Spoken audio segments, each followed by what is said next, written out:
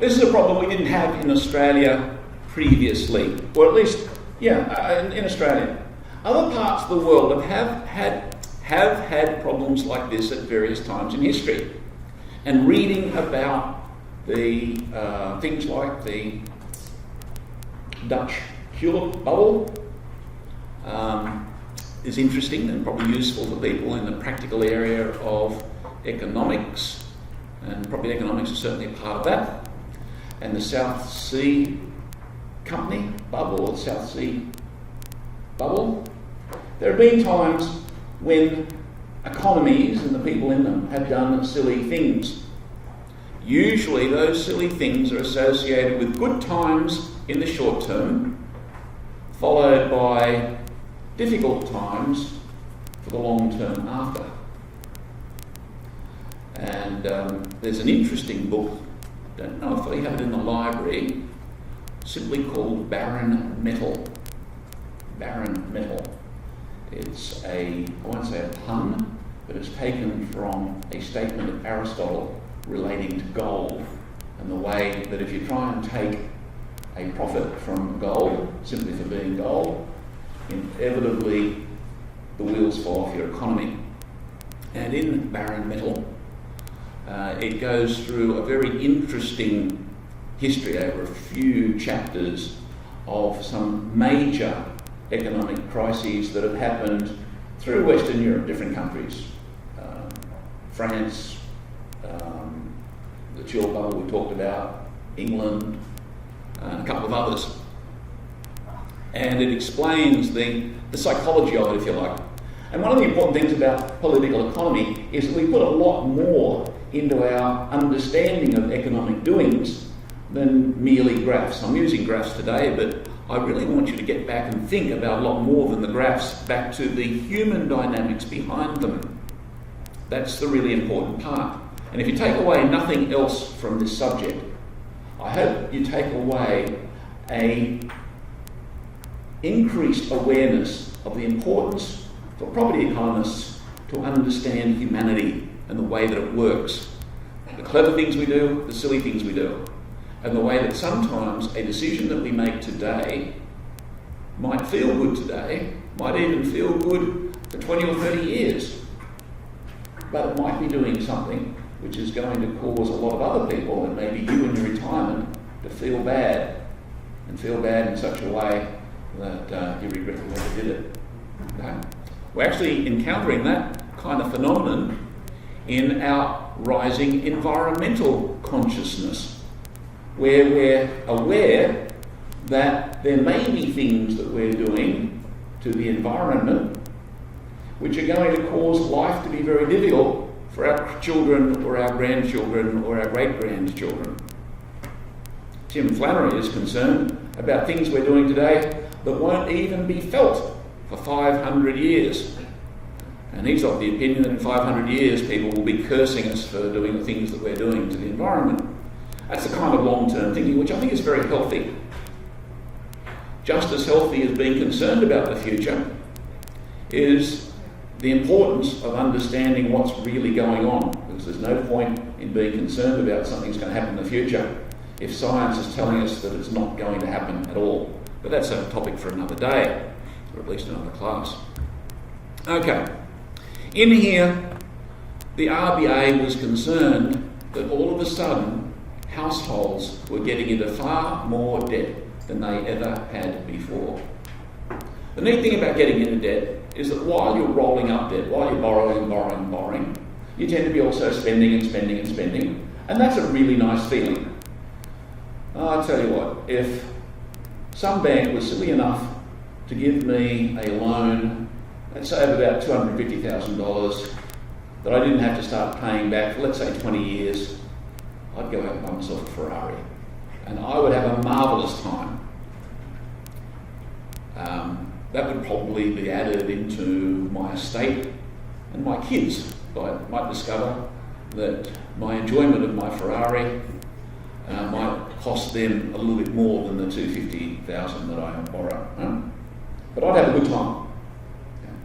And I've always wanted a Ferrari, so I just haven't found a bank silly enough to lend it to me in the terms that I want.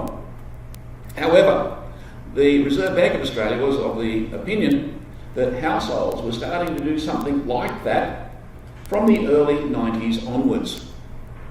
And this is where we left the class when we were last speaking about this topic. And we talked about the way that when households are too far in debt, it gets to the point where the bank won't lend you anymore and the wheels will fall off your economy. And the RBA was looking at that in 2003 when Johnny Howard was telling us how wonderful the economy was. Poor old Kevo Sev came in 2007 at the same time the GFC started. And all of these dire things that the RBA had been talking about 4 years ago that everyone said they were crazy for talking about certainly came true. Let's look at what was happening. You're going to look just briefly at debt service obligations. That's the amount of money you have to pay back on your loan, either principal and interest if it's a credit foncia loan, or simple interest if it's an interest-only loan that you might take for some investment purpose. We can see that between, let's say, 1980, I think we can say 1980 there, and about 1990, we've got debt service levels which, we're getting a little bit high, but they weren't really huge. But people had this idea back in the 80s especially that the more you borrowed, the more you made. And they kind of learned it like a mantra. The more you borrow, the more you make. The more you borrow, the more you make. The more you borrow, the more you make. And that's what they were doing for years.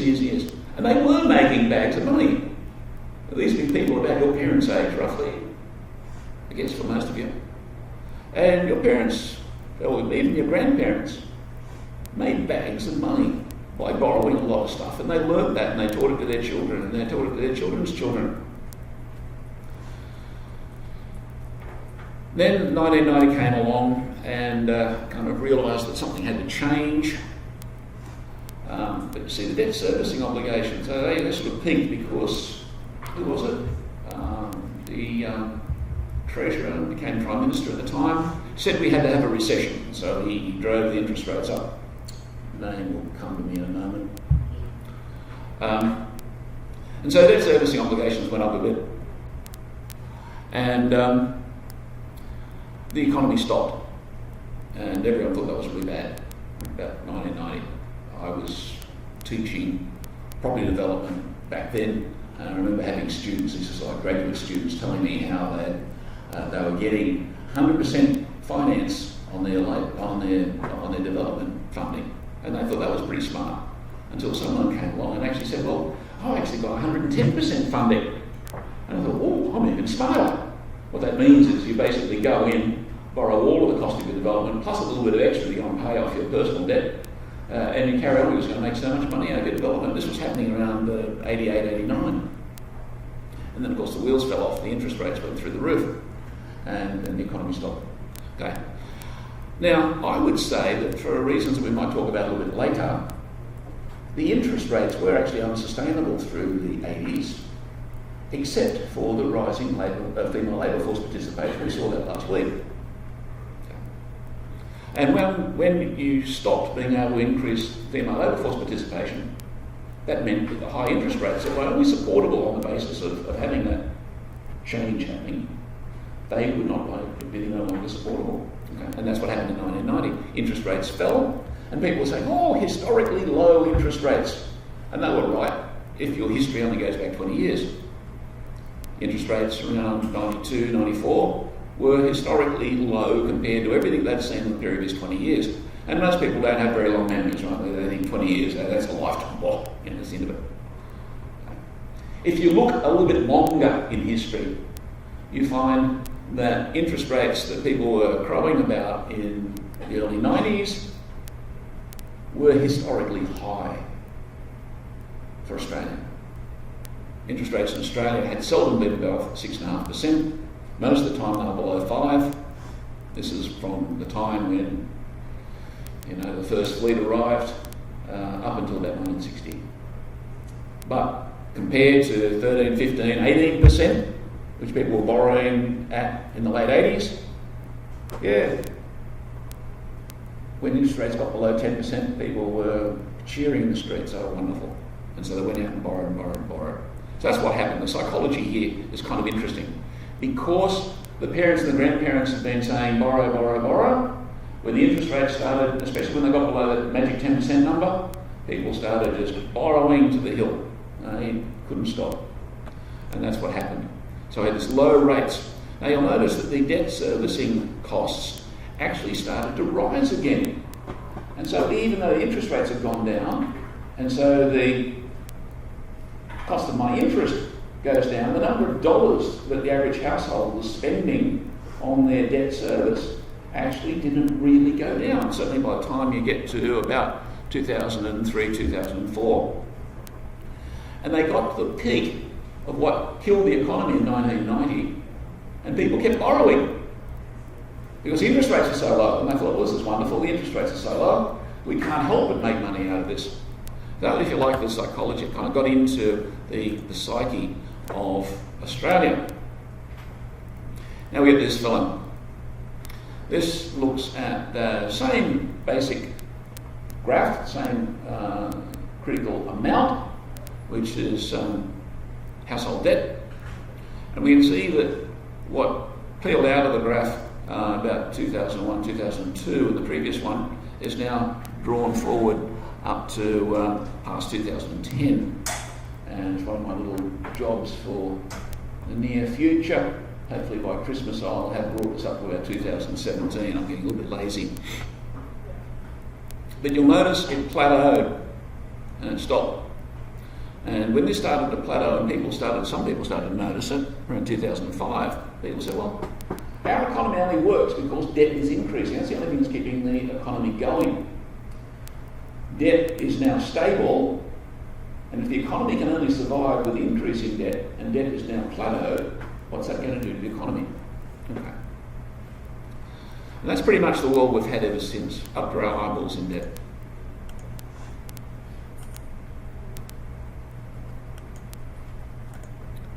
Okay. Now, in some ways, we've been able to live happily ever after with remarkably high levels of debt, historically speaking. Now, when I talk about history, I'm talking about at least a century. How are we able to happily get along today with a household debt ratio which is historically high? Now, interest rates have stayed low, so that's nice. People threaten interest rates going up, but now going up by 0.25% or something would be a killer for the economy. In 1988, 89, you could send up interest rates by 2 or 3%, and the economy wouldn't feel the difference. Now, a fraction of a percent, it's killer. Okay, what's happened? Well, to explain this, we have to understand more than simply graphs, or at least economic graphs. What we have to do is look at what's happening in the household. What we're looking at here is, if you like, the flip side of female labour force participation, which is the impact on the nature of the household.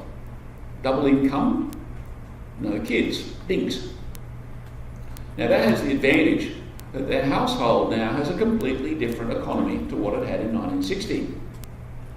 And the green line there, which is kind of wobbling around a little bit, and just look at the dates, I mean this is sort of spread over about a century or so, is showing that the economic power, the economic spending power of the household has increased because now you've got more incomes and less people in each house. And that has largely enabled us to maintain very high, historically high debt service levels. So what we've really done is traded conventional family for extra debt. In the short term, it meant we were able to buy a new house and maybe become fabulously wealthy as a property investor, at least when we had our negatively geared investment properties kind of enjoying capital gain. It happens from time to time now. And we got the new SUV every couple of years because everything was going so well. And we just don't have the burden of children. And that green line basically shows that.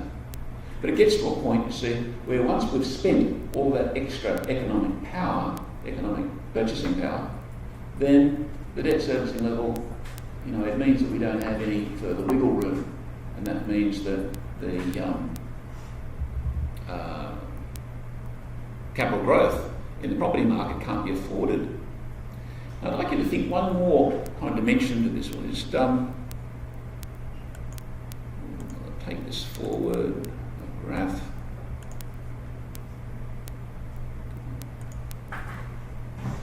Okay.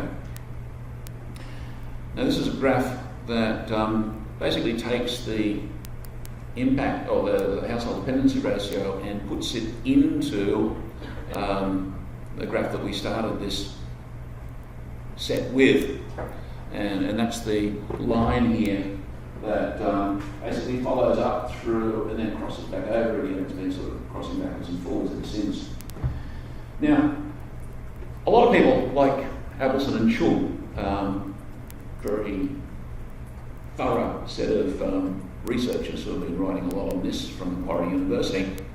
When they do this, they look at the incompatibility between house prices, which is these two higher traces for Australia and Sydney, versus things like household income. Okay, and they say, well, there's a huge gap here. It's not working.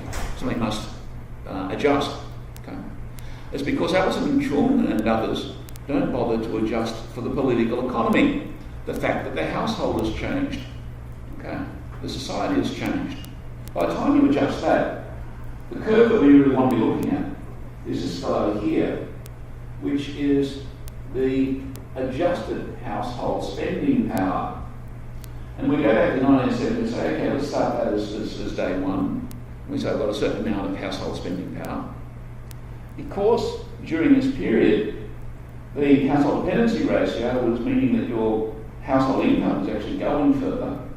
Households had more disposable income relative to their dependency and the whole nature of the household, completely economic. And so housing became relatively cheap. We'll stay with the maroon line here for Sydney, because that's where we're interested. And housing has been cheap through the 80s, through the 90s. He was having to borrow more for it. Okay, still cheap. Then we get up to about 2001, 2002. Now, housing is about as expensive relative to the adjusted household as it was in 1970. That's when the wheels started to sort of come off, or at least things started to actually stabilise, right? We still had a bit of a boom and so on because everyone was so wonderfully optimistic back in those days. But then things kind of came back, and so we had an adjustment back through the GFC and so on. And I'd say that needs to be, that trace needs to be sort of taken forward. What that's saying is that the dependency adjusted household economy is now back to about where we were in 1970. Except in 1970, a household consisted of mum, dad and the kids with one income. Now the household consists of two people, two incomes, no kids. Okay. And that's the way it's going to have to be, at least in Sydney, forever and ever, assuming our household prices remain as they are.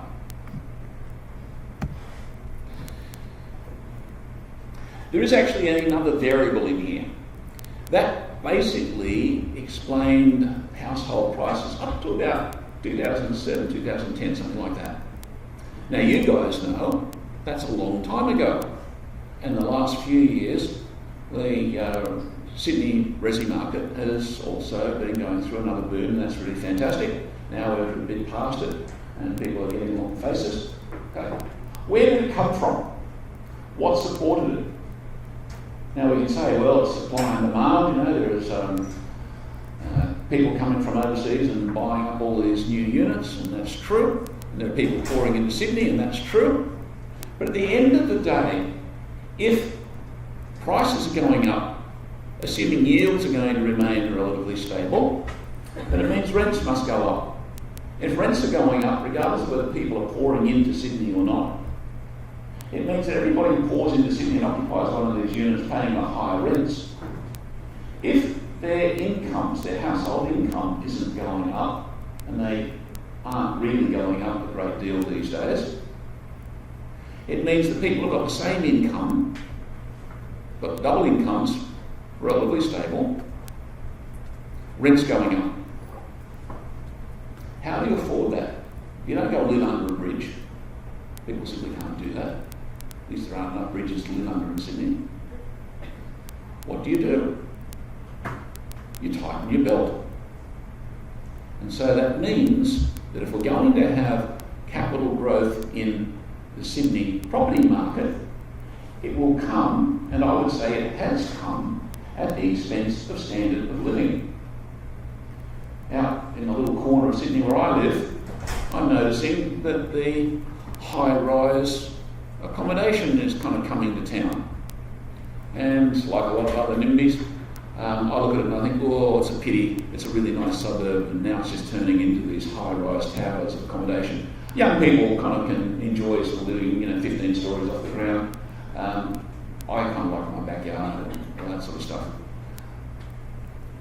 I would say that one way or another, when we move into a world where people are all living a long way off the ground, something about the quality of life has been constrained. Now, it may be fun while you're in your 20s, maybe a little bit longer to do that. There comes a time when that may not be quite so much so. One of the other things about the way that development is being done in Sydney at present, and we brought this on the back of certain opinions regarding the environment, is that we're being taught and trained, I think, to give away our personal transport.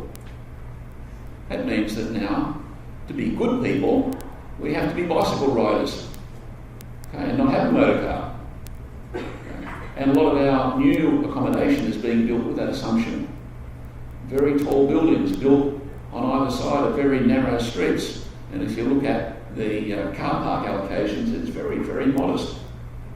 I would say that as we're moving into a situation where people are living in smaller spaces and they're now using Uber rather than their own set of car keys, their standard of living has fallen.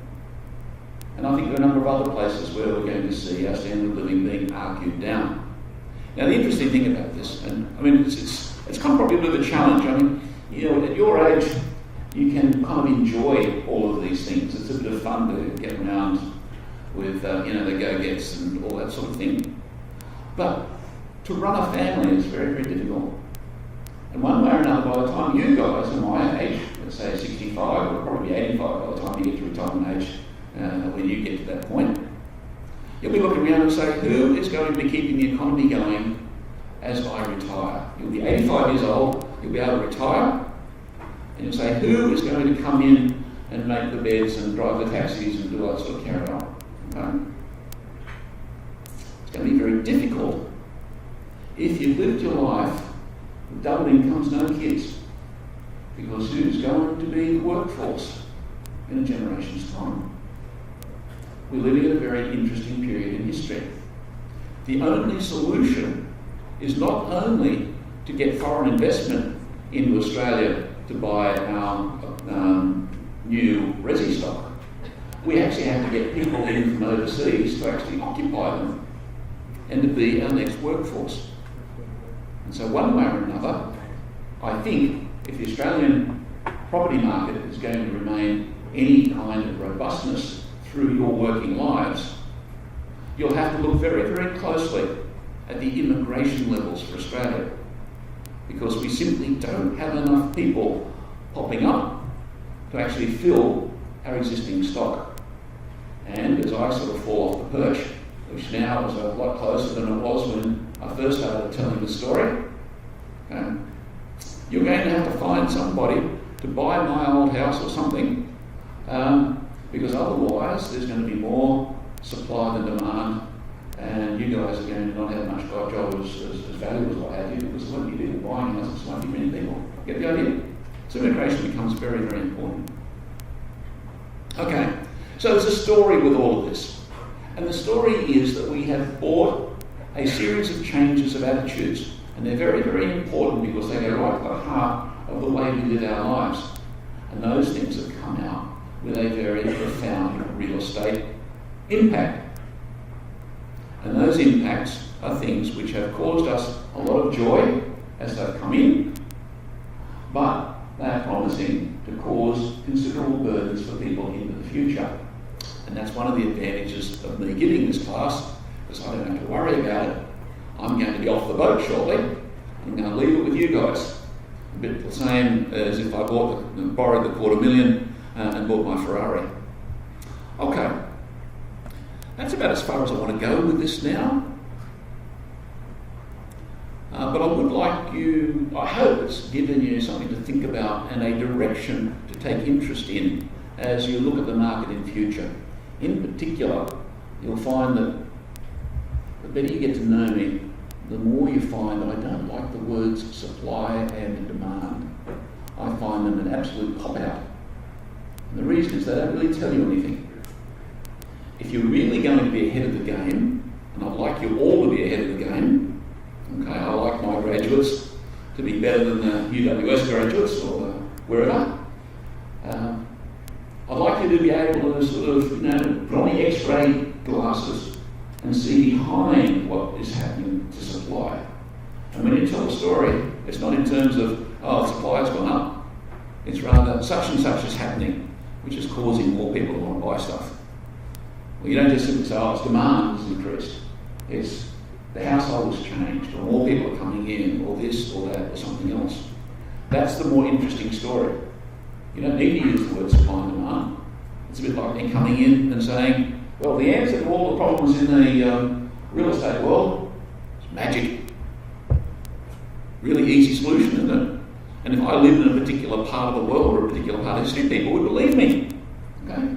Now I would say that the words supply and demand are pretty close to the word magic. You use that word, supply and demand, that phrase, and that's the end of it. That's the answer. We don't go any further, we don't get any more science. There is knowable stuff there, there is science. But I think to really do your job well, it's important to understand the science of what is really affecting the relationship between human society and their real estate assets. So, that pretty much kind of leaves us to the end of this topic, and in fact, this whole series of classes.